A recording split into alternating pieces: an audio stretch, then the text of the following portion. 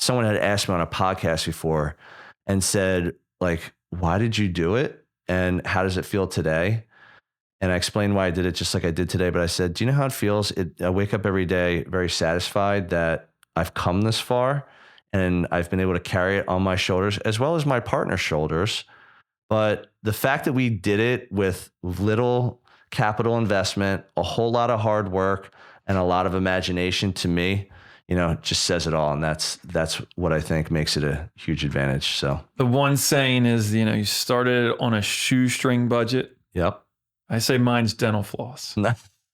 Literally. I mean, you're doing everything from scratch.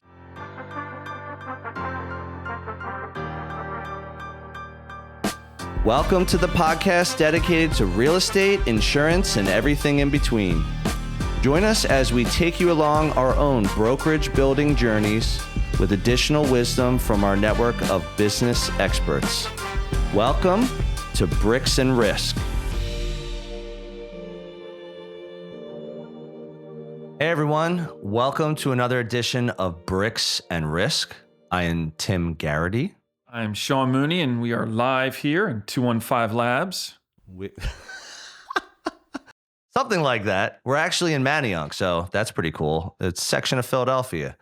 But let's talk about this today, Sean. So you're in insurance. I'm in real estate. We both own businesses. We both had the question before we start our businesses, which way do you want to start your business? Do you want to be a business owner of a franchise system? Or do you want to be a business owner of an independent company? And this is relevant in both of our industries. So me being in real estate, some of the franchise companies would be a Keller Williams or a Coldwell Banker, Century 21, Remax. Everyone knows these names. In your business, I call them big box insurance. Ooh, we say big box shops. Do you? Yeah. So big box insurance. Who's big box insurance to you?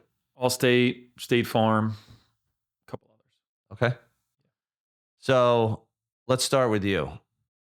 You obviously had to think about it. You worked for big box insurance prior to starting your own business. So it's like, if anything, you were comfortable with it. You worked in that environment for 10 years. Yep. You knew the systems. You understood the branding. Yep. What they gave you as buying into the system. Why did you choose to go the independent route? So one step further, way easier to take what I was doing at the big box insurance and you knew everything. Yeah. I mean, I was in the systems, I could do it, blindfolded because it's the repetition of it. Yeah. And you're only doing one carrier, one system over and over and over and over. So for me, that was a big part of my decision making. Okay. It had to be, right? So like, did this for 8 years with this company. Actually, I worked for 2. So I worked for... Yeah, you did. State Farm and Allstate, right? Yeah. Yeah. So 2 years with one, 8 years with another one. So that was kind of baked into my decision making as well. On top of that, when you start with one of those companies, you're seeded a book of business. Oh. Which even makes it... They actually give you a book of business. Well, one's given... A starting point. One's given sometimes, and one you would purchase. So kind of two different flavors of how... I did not know that. Yeah. 2 different flavors of how you would kind of get out of the gate and open up an agency. That's pretty cool. And still, you worked in that system. Yep. Here is a list of clients. Yep. That potentially that comes with the system. Maybe you don't have to buy it. Revenue. Yeah. Revenue. Day one. Yep. Here are your residuals, I guess. Turnkey. Yep. And you're like, no. Nope. So again, why did you decide to do Mooney Insurance Brokers? I mean, you got a sweet last name, like, let's be honest. And there's nothing wrong with being Irish. I mean, I am. Sure. So Dylan. Great. Let's talk about why you truly made the decision to do that. So I think it comes down to a couple different reasons why I decided to go that route. I think the most glaring one for me, the one that kind of stood out the most, was with them. Everything felt to me like you had to conform. Yep. This is our system. This is the way we do it, and don't step out of Whether you line. like it or not, Yeah. you're just buying into, yes, I will follow orders Yeah. and fall in line. Yeah. And to me, Like, not my thing. I kind of go the other way in life. Yeah. And it just kind of, Yeah, you don't fall in line. You think outside the box. You've always been like that. We've known each other for a long time. I feel like you've always been like that in a very good way. It's a good way to be in business. It almost gets you. So here's a great example. Like, you think you're being a business owner, you're deciding to own your own business. That's a very entrepreneurial thing. Just because you buy a book of business or a franchise system from like a State Farm or an Allstate doesn't mean you're not an entrepreneur. no, not Because at all. you're going on your own, you're taking a lot of risk, you're putting capital, you're starting probably not where you want to be salary wise because you have to build up to it. Yep. But there's something different about going the independent route. And in my own personal opinion, I feel like that's because you feel like you can create the brand, the systems, the marketing, the revenue, control your expenses, not have to say like, this is where we get our printing done, or like, this is what I have to do as part of the system. Like it's a lot of trial and error. Yep. Like, again, you could spend more money doing it that way. You can definitely spend way more time because the system is the system. It's been tried, true, and tested. Therefore, when someone says, I'm interested in opening up a franchise, you're basically getting a business in a box. Here you go. Here's your business. And this has worked for these 10 reasons, 100 reasons. Would you agree with that? 1,000%. And not only that, but many people that go that route are like hugely successful. Exactly. They make a ton of money. It's like less time. But grow their businesses and do everything, within the structure of the franchise model. And it works. Yeah. I just think for me, I always looked at, the limitations that were in front of me rather than the, potential for, growth. Right. And I think part of that was like, when I worked for one, it was like, you weren't allowed to sell like business insurance. Interesting. And I'm like, well, too much risk? No, it just wasn't in their, just they're like, hey, model. That's not our lane. Yeah. We don't want to offer that. Yeah. They almost wanted to just stick within their, I guess, P&C lane. Yeah. And so for me, it was like, wait, why wouldn't you want to add on? What if one of my clients owns a business and says, not only do you insure my car and my home, can you insure my business? And we had that a lot. We had a lot of people come to us with a need for business insurance or whatever, and literally would send them down the street to the broker right. that would gladly take care of them and have all the access, the resources to, bring them on as a client.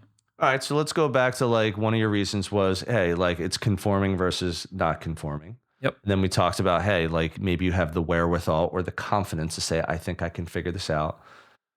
Were there any other reasons why you felt like the franchise system was going to not really, I don't want to say not deliver on your goals, but it just wasn't a good fit for you? Was there anything else, being in it 10 years, like, and seeing other people do it from like I own this office, I own this branch of State Farm, let's say. Was there anything else that like you saw or witnessed or like anything you ever experienced in your 10 years that you're like, yeah, this truly is never going to be for me? There are a lot of things. Yeah, a lot of little things probably. But nothing that kind of stands out the way that, the others do. Yeah. That I reference it. Just, you got to do it this way. I mean, there was a lot of examples of that.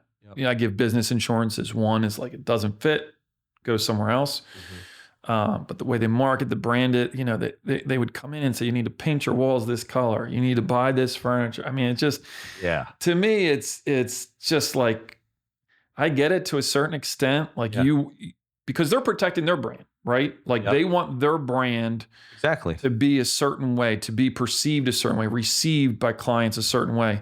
And I guess I thought like, well, why do they get to say and not Yeah, me? they're controlling their brand is really what they're doing through you. Right.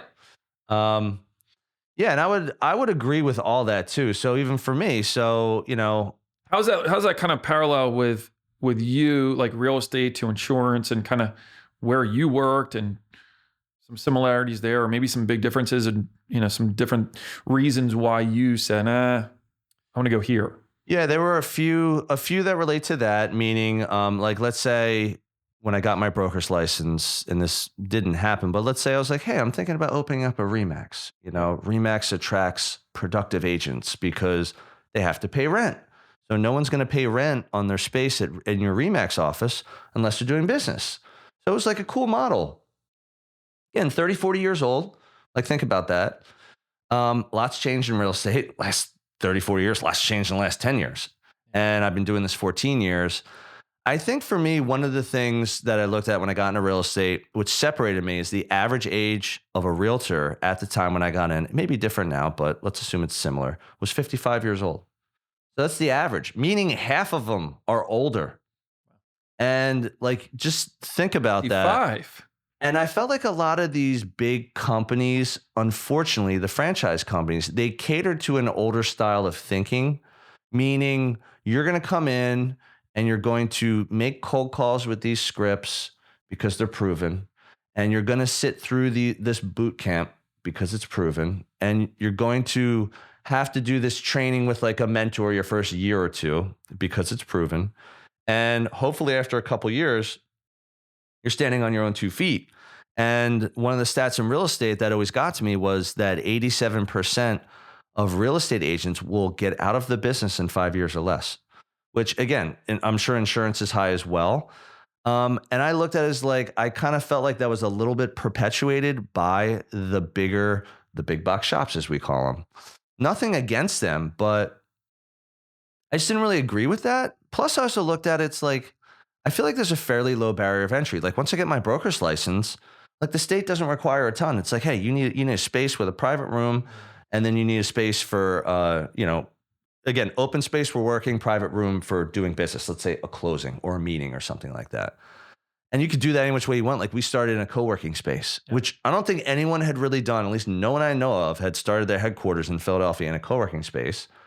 And I don't know if we started a Remax that they would have gone for that, to be quite honest with you. I think they would have been like, this isn't acceptable. You need to be, well, first of all, you might not be able to do it where you want to do it. Maybe you have to be. A big thing in real estate is like location. Yeah.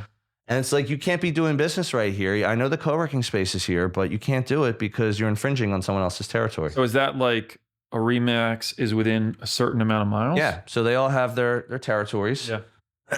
And Which is weird too, because your clients could come from the Poconos. yeah, 30, 40-year-old thinking.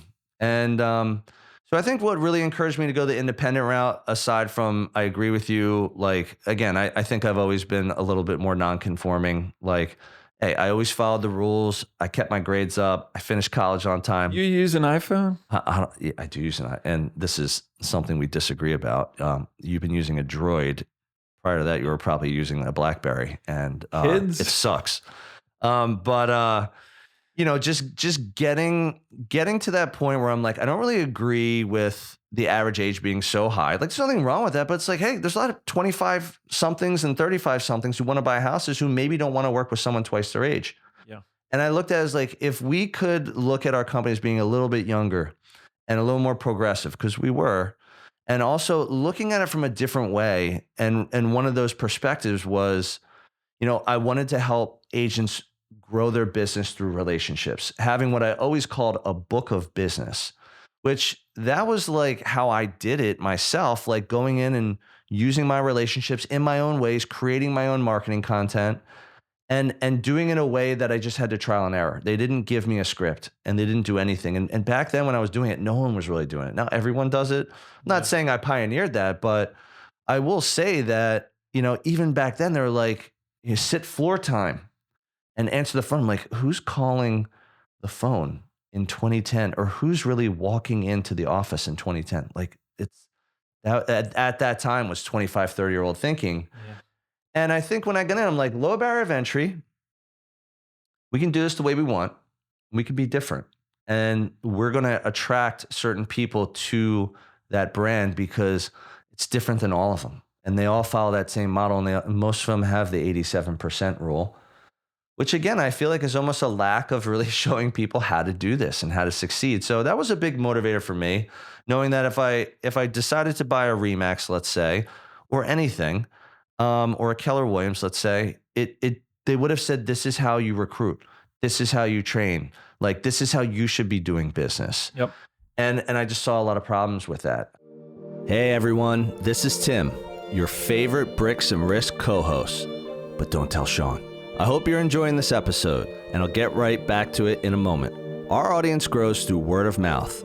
So if you would please take a moment of your time and give us a review on the platform you're on, that would be fantastic. Please also help spread the BNR word by sharing your favorite episode with a friend. We greatly appreciate your time and trust. Now, back to the show. Has things changed? So like everything evolves, everything changes. When you started, maybe it was the real estate industry was tilted that way. Is there anybody new on the scene? Is there any technology forward that kind of like scrap that old world model that you've seen that, Yeah, I got a really good example. So when I first started too, whether you were at a big box shop or at a small independent brokerage, which is where I started, the paperwork was still written. Like, well, let me backtrack. You would get the paperwork into PDFs, type it all in, but then you had to either print it out, get it ink signed, and then have it scanned back to you, or you would just be like, I'll just drop by your house. It's much easier for me to just stop, or let's meet at a coffee shop. Then I can explain the paperwork. Then you can initial, we don't miss anything. And it wasn't until I was about almost 5, 6 years in that they were like, there's this thing called DocuSign.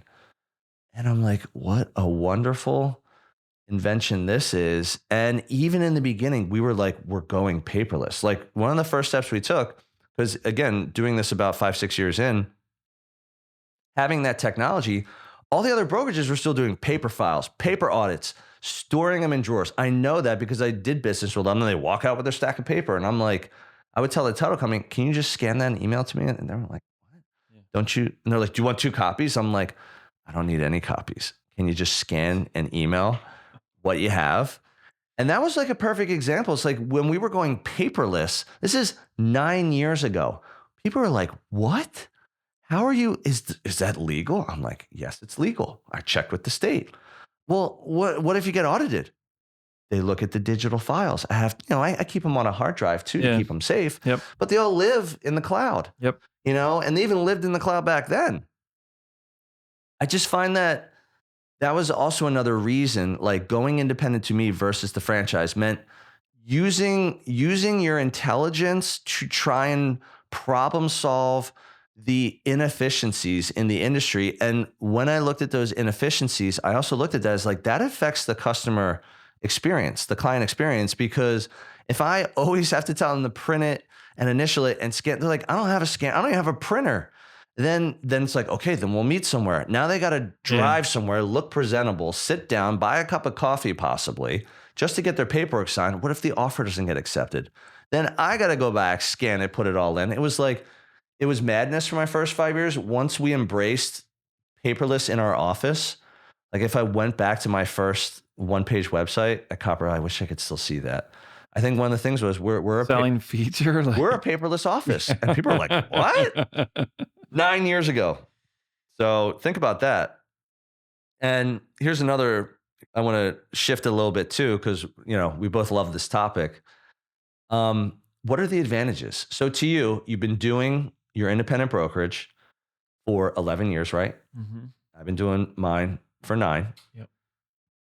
If you had to turn back time, let's just say you're thinking about doing more of a franchise, big box insurance. What do you think the advantages would have been doing that back then to being 11 years in?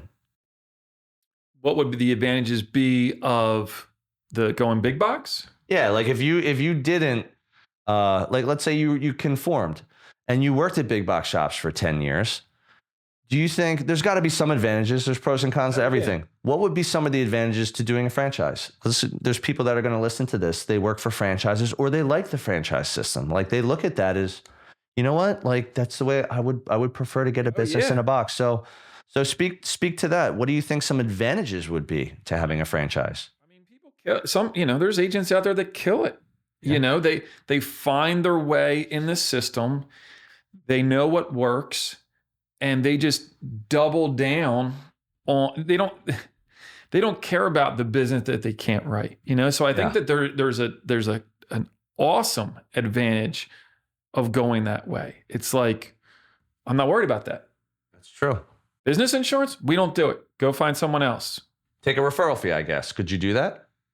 You do that in insurance, or is it more just like pass it along because they'll pass something along? You could absolutely do that. Got it. But usually the premiums aren't, right, big enough. But yeah, I mean, the ease of doing business when you're just with one carrier is awesome. It's more efficient. Yeah. And I gave you that example is like, I could literally have the phone and like I'm into the customer's account before they even like said anything. Right. And it's in front of me and I'm like ahead of them on the phone. So knowing the systems and ease of doing business, because it's one, I think another advantage is like the quickness, right? So like, as soon as they call, if they're going to be a client of yours or not, you know exactly if they're fitting your appetite. Mm-hmm. So they're in, they're out. And I think that's, having that ability is a definite advantage if you go that franchise model, that franchise route, for sure. I'll go over one too. So, looking at it from a real estate standpoint, here's some things that took a lot of time. So you start a brokerage from scratch. Okay, one of the first things you have to do, you have to have a logo. That takes time, takes money. Have to think about a website. Yep. You have to have business cards. You have to set up all your social media. You have to do everything from scratch. And back then, when it was a little bit more paper-based, and still to this day, I think people still do it. You have an open house. You have an open house sheet. We don't have one. We did carbon copy applications. Wow. Yeah, for real. That's what you did. Yeah, like you'd have the client meet you in the office. Yeah. And it was like triplicate. So one for them. Yeah. One for you, one for the house. We would keep one to the client, and then you'd have to send one back to home office. Right. Mail. You'd have to mail them back to home office as like a completed application. You're stuffing envelopes, weighing them because you're like, oh, how many pages on this application? Right. You put it on. I can only do 8. This one's got 10. Yeah. And it was like going way back. Yeah. No, it's even like that. But, I think a time saver for considering like a franchise versus an independent in insurance or in real estate is not only like the brand is done. There is a story to the brand. There's content. Like you have content. Not only that, you have all your marketing pieces. Yep. You have your, point of sale stuff. You have, billboard material, placard material, flyer material. Again, another thing in real estate, hey, we have to have signs on the street when we sell a home. And we had to design a sign. So not only did we have to design a logo, it's like, okay, like what does the sign look like? How big is it? Like there was literally soup to nuts. Soup to nuts. And I would say that's a big advantage because again, I'll go back to starting a Remax. We have 3 different sign options for you. What do you like? A, B, or C? Are you clean and modern? Or are you old school and traditional? Or are you minimalist? And they have that. They probably have more than that. So they cater to that because they're saving you time. So I think a lot of the marketing stuff, from like a pro of a franchise, it saves you time. And again, if it's saving you time, guess what you have time to do? You have time to go write more business. Yeah. But to your point, even though it saves you time, do you believe in what you're putting out there? Like, do you like that flyer? Like, for your example earlier, do you like that office furniture? Like, is that you or is that them? And I know it's more about them when it comes down to the franchise because that's why you're doing it. You don't want to think about it. You want to just say, just tell me what to do. Yeah. Tell me where I get my furniture. How much does it cost? Like, there's a website for everything, I'm sure. Again, I haven't done this, but I'm assuming that you just go, okay, here's your furniture. Go pay for that. Here's the look behind the front desk. Go pay for that. Here's the paint. We even have a contracting company that can come out and probably set it up for you. So they have thought of everything because again, in a franchise system, they want to sell you all that. They want to sell you the material and the paint and this service from doing it. So I think those are advantages, like for sure. Here's another big one that I didn't hit on, but it's actually a really big one, is the money that they spend on marketing. Yeah. The brand recognition is, you can't compete with that. It helps. Like those are global brands. Yeah. So when you open up a State Farm office let's say in a neighborhood like Manayunk, it's like everyone in the world knows that brand, which will help build trust. Yep. If they're just walking down the street. Yeah. That's a really good point. If it's Mooney Insurance Brokers, they're going to have to take out their phone and be like, Mooney Insurance Brokers reviews. Yeah. And be like, what are these guys like? Go to Google. Are they good? And then find out we're a Google certified insurance agent. That's a fantastic point. And I also think there's an advantage in today's day and age to discover the brand versus assume it's a good brand. Because let's go back to the franchise. Let's say you assume it's a good brand because they do Super Bowl commercials. They have billboards. There's offices in every neighborhood, every town, every city. And they expect you to have trust based on that. But you're still going to deal with Bill Smith or Sally Jones when you either call or email or text, whatever you're doing to like understand and get a quote and figure out how much things cost and do you like it. And there's no guarantee you're going to like them.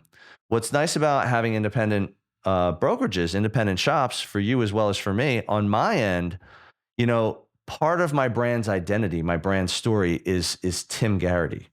So it's nice that Copper Hill can be recognized in this local market because we're only around here.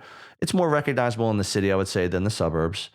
But when people see it, not only do they have an opinion of the brokerage, which again is a little bit more authentic, unique, because it's a homegrown local company, but they also will have like an opinion of myself and my team. And I feel like in today's day and age, when people want authenticity, they want trust. There's too much noise. There's too many ads. I mean, every news story you look at on your phone, there's pop-ups. Social media is the same.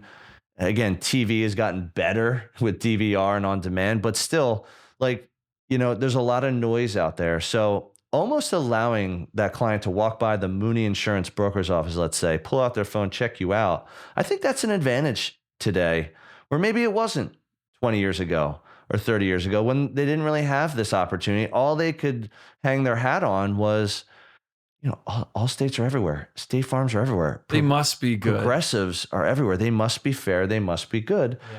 And if they landed a decent, human being when they connected with them, then even better. But I think the wonderful thing about how we did it the way we did it is one, we have a say day one as to what's the story, why are we doing what we're doing and where do we want to go? We also have a lot of control over the marketing and the customer experience. So if you don't like that furniture from State Farm, you don't have to get it at Mooney Insurance Brokers. You could have no furniture. So you can do it any which way you want. Who says you need a front desk in today's We have a bar. You do? Yeah. That's pretty sweet. People come in for cocktails. Cocktails and quotes. Literally. That's an event right there. I know. Cocktails and quotes. I get 10%, whatever you make. In your deck page. But now you get to create it. And I think, like you said, is years ago, maybe it didn't matter that much. You know what I mean? Maybe, you didn't have the opportunity to use social media as a vehicle to like broadcast your brand, to kind of sell your story, sell your company, sell your whatever you're offering. But nowadays you do have that, and it allows us to compete. We're allowed to kind of like put our best foot. It's a level playing field now. Yeah. Whereas without technology, it wasn't. You were at a disadvantage. Yep. Like you truly had to be like visible in like a community, or like be on a board, or be involved with your school or the park system. Like that's the old school way. Now again, that stuff still works today. Yep. But we have the added advantage of again competing on a similar marketing level to the big companies. Not only that, we can compete, in my opinion, from more of an authentic, original standpoint, which you're gonna attract the people you want. Like just for the fact that you started Mooney Insurance Brokers from scratch as an independent brokerage, and I started Copper Hill Real Estate from scratch as an independent real estate brokerage. Like you have a say on who you want to work with and who you don't want to work with. And without Big Brother over your shoulder at either of those organizations that say sales or sales, you have the opportunity to truly have a say and be like, I'm in control of my numbers, as well as, how I want my client base to grow. Also, how fast do I want it to grow? There really isn't an expectation, except for the fact whether you're single or have a family or just a significant other, that's the only thing you got to be bringing home when you own your independent brokerage. And one thing I've always said too, and we can end on this, is someone had asked me on a podcast before and said, like, why did you do it? And how does it feel today? And I explained why I did it just like I did today. But I said, do you know how it feels? I wake up every day very satisfied that I've come this far and I've been able to carry it on my shoulders as well as my partner's shoulders. But the fact that we did it with little capital investment, a whole lot of hard work, and a lot of imagination, to me, just says it all. And that's what I think makes it a huge advantage. So the one saying is, you started on a shoestring budget. Yep. I say mine's dental floss. Literally. I mean, you're doing everything from scratch. And back in those days, it was like you find creative ways to do things. How can I put in some hard work to get this done? Oh, that's awesome. Well, we're just going to end on that one today. Guys and girls, thank you for tuning in to another episode of Bricks and Risk, and we'll see you soon. Thank you for joining us on another episode of Bricks and Risk. Our goal is that you walk away with 1 or 2 valuable nuggets, and we greatly appreciate you sharing your time with us today. You can find all B&R episodes on Spotify, Apple Music, YouTube, and anywhere else you get your podcast content. Until next time, keep learning and keep growing.